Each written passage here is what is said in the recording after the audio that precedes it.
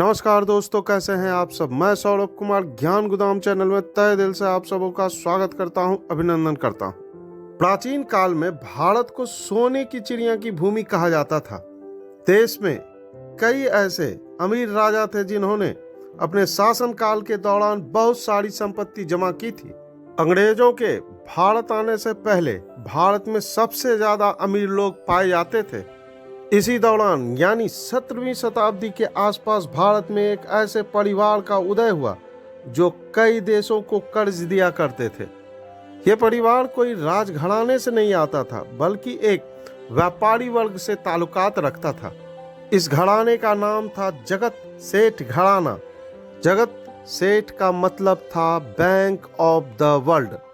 तो चलिए जानते हैं इनके बारे में, कौन थे जगत सेठ घराना, ये कहां से ताल्लुकात रखते थे और इनका पतन किस तरह से हुआ। आगे बढ़ने से पहले आप तमाम दर्शकों से नम्र निवेदन है कि हमारे चैनल को अवश्य सब्सक्राइब कर लें और वीडियो को लाइक शेयर करना कतई ना भूलें, ताकि इस तरह की जानकारियां मैं आप तक लाता रहूं। जगत सेठ यह एक उपाधि है। सेठ मानिक चंद इस घराने के संस्थापक थे। मानिक चंद का जन्म राजस्थान के नागौर के एक मारवाड़ी जैन परिवार में हीरानंद साहू के घर में हुआ था। हीरानंद जी बिहार चले आए और यहाँ आकर इन्होंने पटना में साल्ट पीटर का कारोबार शुरू किया। साल्ट पीटर यानी पोटेशियम नाइट्रेट, जिसका इस्तेमाल जंग अवरोधक के रूप में और पटाखों में किया जाता था। उस वक्त के बिहार को बंगाल भी कह सकते हैं, यानी बंगाल के अंदर ही बिहार और उड़ीसा भी आते थे। इस व्यापार से मानिक चंद ने काफी धन अर्जित किया। मानिक चंद के बेटे का नाम था फतेह चंद। जगत सेठ का खिताब फतेह चंद जी को ही मिला था, किंतु इस घराने का संस्थापक सेठ मानिक चंद को ही माना जाता है। सन 1723 में फतेह चंद जी को मोहम्मद शाह द्वारा जगत सेठ की उपाधि दी गई थी। उपाधि अपनाने के बाद उनके पूरे परिवार को जगत सेठ परिवार के रूप में जाना जाने लगा। उनके नए नाम का मतलब विश्व का बैंकर था। एक समय इनके पास इतना पैसा था जितना इंग्लैंड के सभी बैंकों के पास भी नहीं था। 1715 ईस्वी में मुगल सम्राट फारुखसियर ने भी मानिक चंद को सेठ की उपाधि भी दी थी। उस वक्त ये मुगल साम्राज्य को लोन के रूप में हर साल पैसा देते थे। ये अंग्रेजों को भी लोन दिया करते थे। दस्तावेजों की माने तो 1718 से 1757 तक ईस्ट इंडिया कंपनी हर साल जगत सेठ से 4 लाख रुपए का लोन लेती थी। इस घराने ने सबसे अधिक संपत्ति फतेह चंद जी के दौर में अर्जित की थी। अंग्रेजों के दस्तावेजों के मुताबिक जगत सेठ परिवार के पास उस समय ब्रिटेन की अर्थव्यवस्था से भी ज्यादा पैसा था। उस वक्त इनकी संपत्ति करीब 1 करोड़ पाउंड की थी, जो आज के समय में करीब 1000 बिलियन पाउंड के करीब होगी। कुछ ब्रिटिश रिपोर्ट के अनुसार 1720 के आसपास ब्रिटिश अर्थव्यवस्था जगत सेठों की संपत्ति से छोटी थी।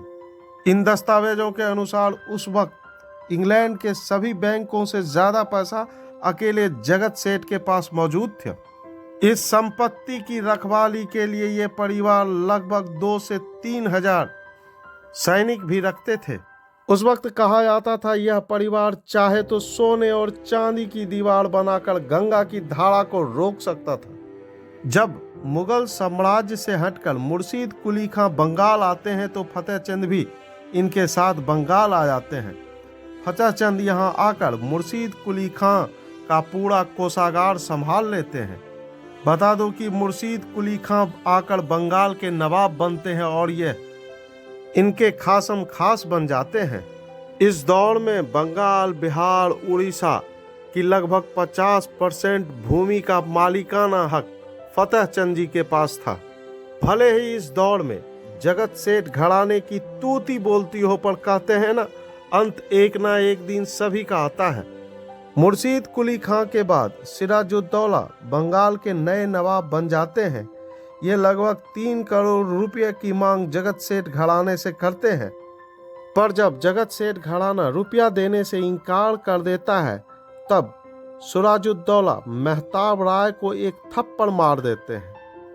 इस थप्पड़ का बदला लेने के लिए जगत सेठ घराना आगे चलकर अंग्रेजों से हाथ मिला लेता है और अंग्रेजों के साथ मिलकर सिराजुद्दौला पर हमला करवा देता है।